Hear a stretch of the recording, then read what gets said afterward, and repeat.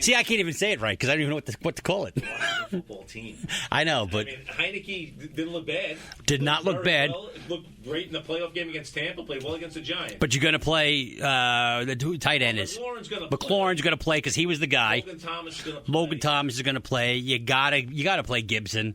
You do. He's one of those feature backs. He's one of those guys that gets the ball the majority of the time. Yeah. So you're playing your starters on both teams. It could be a good defensive game, but you still have to go with your starters. Okay, 9-point Buffalo has 9-point favorites. I like Washington. Me too. Close. Me too.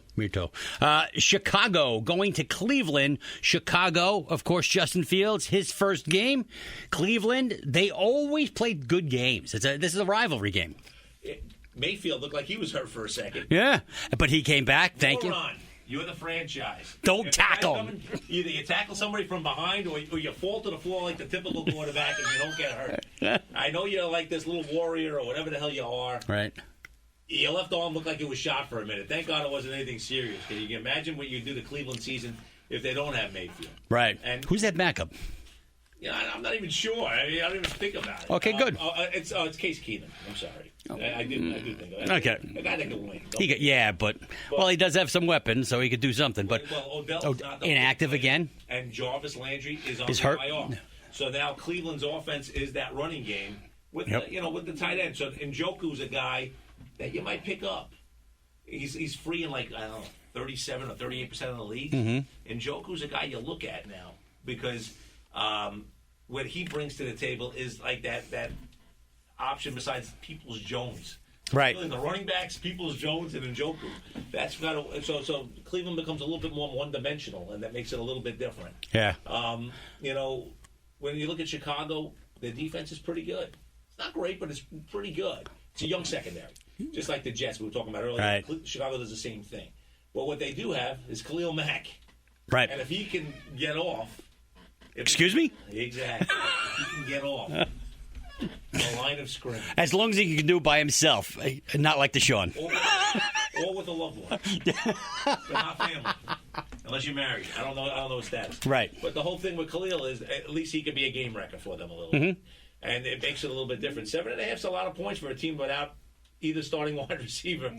You know what, though? Justin Fields' first game. I mean, you don't know what he's going to do. I mean, it's very unpredictable. But you also don't know if they're going to be able to keep up with him in tackles. That's what I mean. Outrun everybody. I'm sure he's going to end up with like 120 yards rushing and 55 yards passing. Pretty much.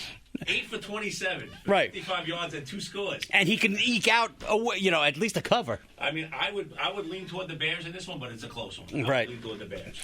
Baltimore, who coming off a big win this past week against Patrick Mahomes. Yes. And the Chiefs. Kind of gave it away with that fumble at the end because the funniest thing about it is Lamar Jackson was forced to throw through 2 nice interceptions. But the Chiefs can't stop the run, and this is real. Cleveland ran it down their throat.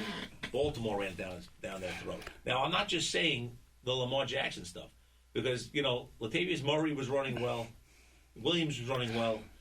Everybody that touched the ball was running well. The Chiefs can't stop the run. They went out of their way to beef up the D-line. They got John Reed. They moved Jones to the outside. It's not working. They got rid of guys like Mike Pinnell who stopped the run. Yeah. And now, but the other thing, and as a Giant fan, you know this well, Spagnuolo defenses always start off slow. Yeah. Yeah. So if you had the Chiefs defense and you're like, freak it, I'm releasing them, they suck, whatever. They might suck, but not. Week 7, Week 8, Week 9. Spagnuolo, I haven't somebody will be picking them up because you released them.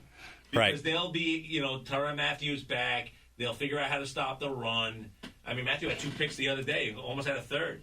The cornerbacks are better than they were last year, and the linebackers are a little quicker. I mean, so it's going to be when they're playing Bolton and when Gay gets back.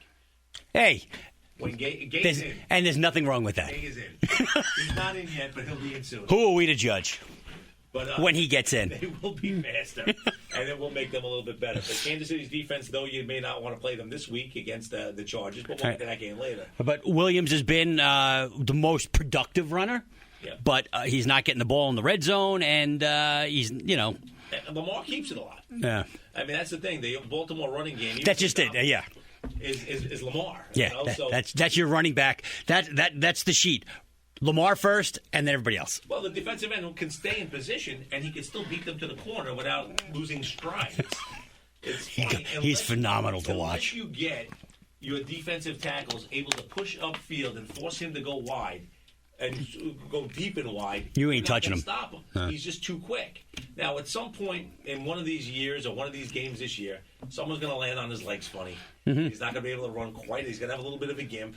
He's going to have to throw. He's going to have to throw, and you don't trust him necessarily that way because he throws well because it's one-on-one coverage with nobody really, no safety help. Right. But, he still produces points.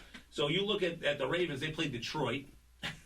Detroit, Goff hasn't been awful, but, the second half last night wasn't great. But the 4th-and-1 play turned the whole game around. What throwing that out for? Yeah, who's he? Running back right in front. I got to tell you, this Quintez Cephas, pretty good player. Yeah, he's Wisconsin, I think, is like a 3rd-round pick. Yeah, he's got 14 targets in the first 2 games of the season. This is a player. He really is. What I call him? Cephas, whatever. Doofus. Let's call the whole thing off. Doofus. Yes, Cephas out of Wisconsin, good receiver. Their top receiver is supposed to be Williams. He was out with the concussion protocol. Yep. He might be back. Listen, Baltimore's defense, not great. Not bad, but not great. Right. It's not the Baltimore defense we're used to with like that monster pass rush. I don't think Mahomes was really under pressure very much the other day, and he let him down the field. They just decided to try to kill some clock in the ball to a guy that's never fumbled in his NFL career. And or they were lining up for the game when he can't guarantee that they make it. Yeah. But they were already in position. They were already in field goal range for Booker. Right. But Baltimore, Detroit. It's hard to like Detroit in this game. Detroit had trouble stopping Aaron Jones. I don't see them having an easy time stopping. With the exception of Doofus and Hawkinson, nobody. He's a player. Yeah, nobody else. Hawkinson, he's unbelievable. He's turning out to be exactly what everybody thought at the beginning of the fantasy season. They thought Kelsey, Hawkinson, it's close. He's in there. He's not no Kelsey, but he's up there. One of the interesting things I saw the other day, though, the Chiefs did they changed their whole offensive line around. Mm-hmm. I know Oweh made the strip that got the ball back. He beat Tooney on a little bit of a cut. But watching Calais Campbell, I didn't hear his name once. Right. The kid Orlando Brown that they went out and traded from Baltimore, right. Left tackle. I didn't hear Calais Campbell's name once. So obviously that move is going to work out for the Chiefs. And if they're able to keep Mahomes standing up, they're a tough team to beat. I got to tell you, I love Tooney on rye, little mayo. That'll tune him out. Who doesn't? So, and when you look at the runners, DeAndre Swift, he's the man. They're still putting Williams in a bit, but Swift is the one that's putting up some numbers so far. They're going to force Goff to beat them. I think they'll beat the way they run. I don't think I trust anybody on Detroit this week. Right. The only reason why you might like them to cover this week is because Baltimore could have a little bit of a fog after a big win against Kansas City, getting that little hangover. Yeah, just thinking they're better than they are. You just lost to the Raiders 2 weeks ago, so before you start going crazy. Right. You played a great game and they fumbled the ball away and they still could have beat you. So but Baltimore could have a little bit of a hangover. So I think that game might be a little closer than people think. I think Detroit could cover it. Ooh. I don't think they'll win, but I think they'll cover it. Since we were talking about Kansas City, we'll do L.A. and Kansas City. Chargers, they are the dogs. Here's the funny part. By 6.5. One of these two teams is going to be 1-2 at the end of the game. Yeah, which is pretty scary. Probably the Raiders and the Broncos have a legit chance of being 3-0, and one of these two teams could be the Chiefs. Mm-hmm. Even though they're home, you would expect them to win, but you don't know.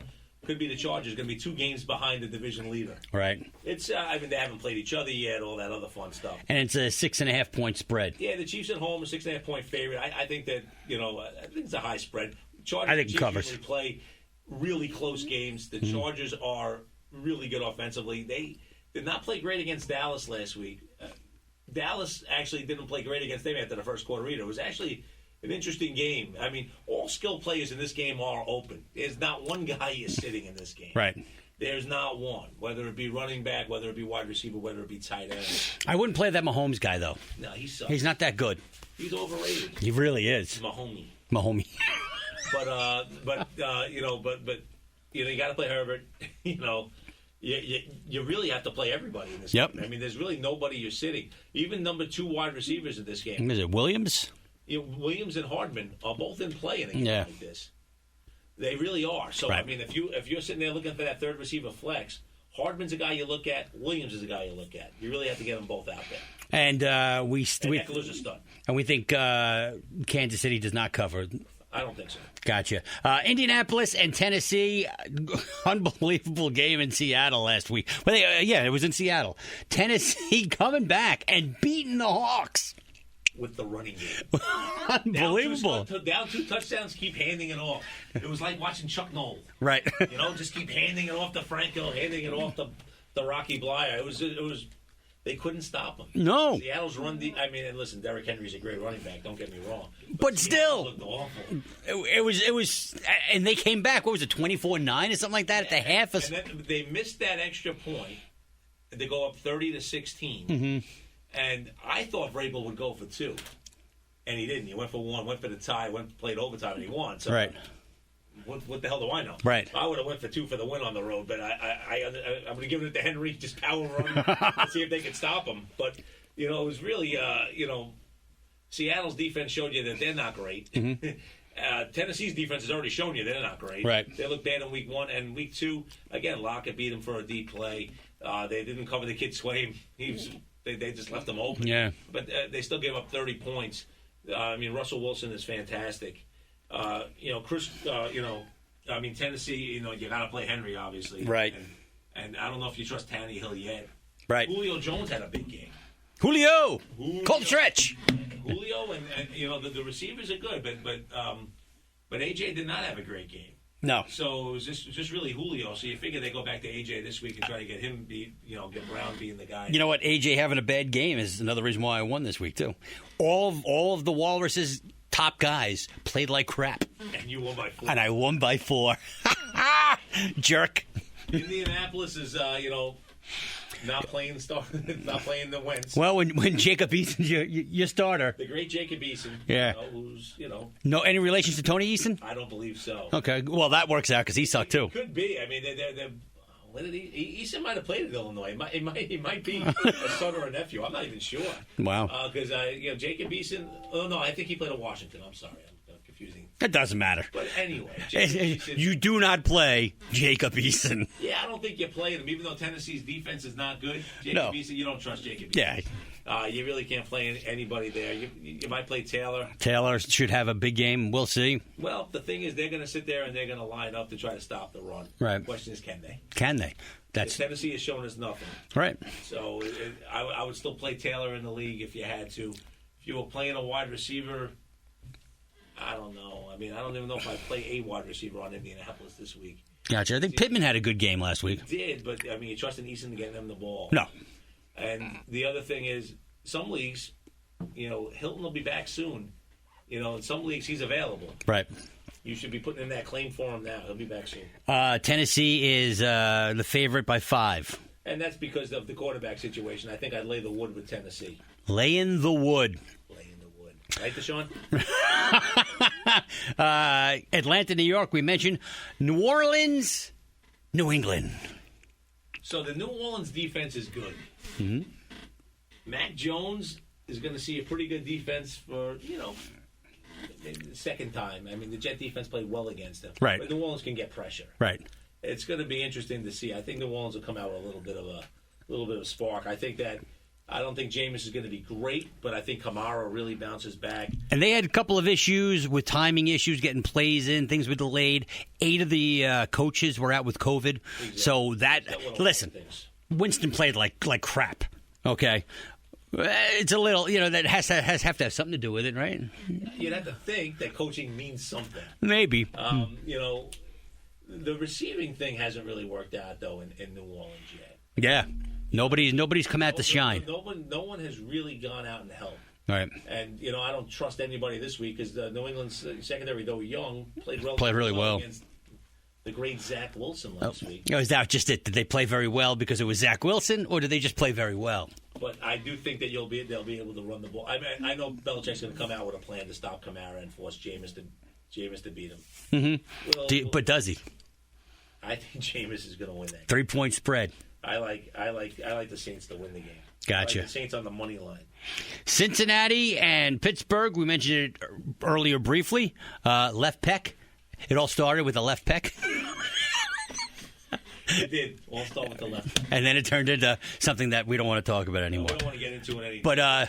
But Big Ben probably going to play. I can't see him not playing, unless this injury becomes worse.